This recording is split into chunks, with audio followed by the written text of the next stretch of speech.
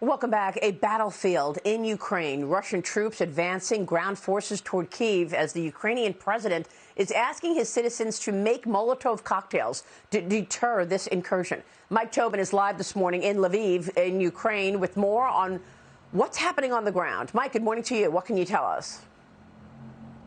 Well, I can tell you that 4 times today the air raid sirens have sounded here over Lviv, twice in the pre-dawn hours and twice now since noon. And none of the occasions today after the sirens wrapped up did we hear an impact. But that's consistent with what has happened since the invasion. They sounded twice on the first day of the invasion. The impacts were on the outskirts of town at airfields out there. So we still don't know what triggered the air raid sirens here, but they're going off continuously here in the city of Lviv. Lviv is not a ghost town, but traffic on the streets is down considerably. Martial law is in effect. What you can see out on the streets are Ukrainian soldiers. Their AK-47s at the ready, magazines filled with 7.62 rounds in the weapons.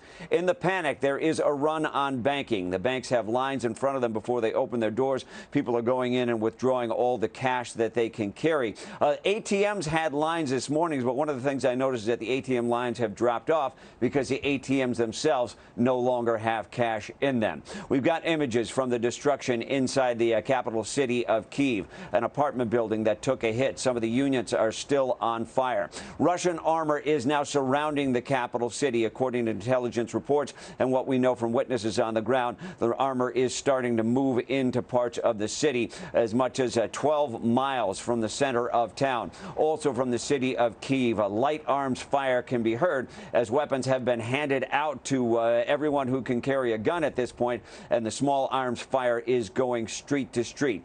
The Ukrainian president, Vladimir Zelensky, says saboteurs have now infiltrated his city. He and his family are targets 1 and 2. Here's the president. According to our information, the enemy has listed me as target number 1 and my family as target number 2. They want to destroy the country politically, terminating the head of state.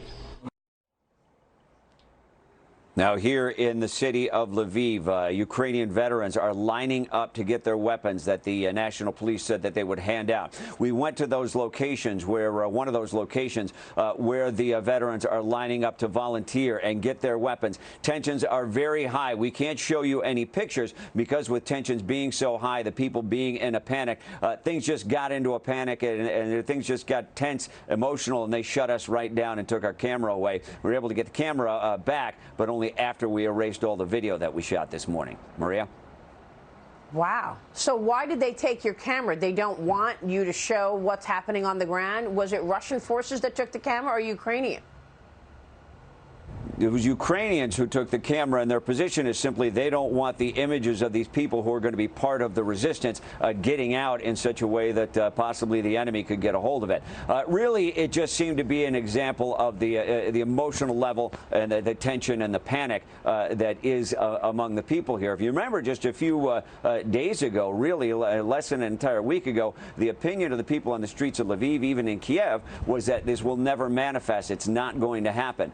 Reality is much less kind than that, and you can see now that these people are being invaded. They know it, and instead of optimism, what you see is resolve and the resistance forming up. Maria?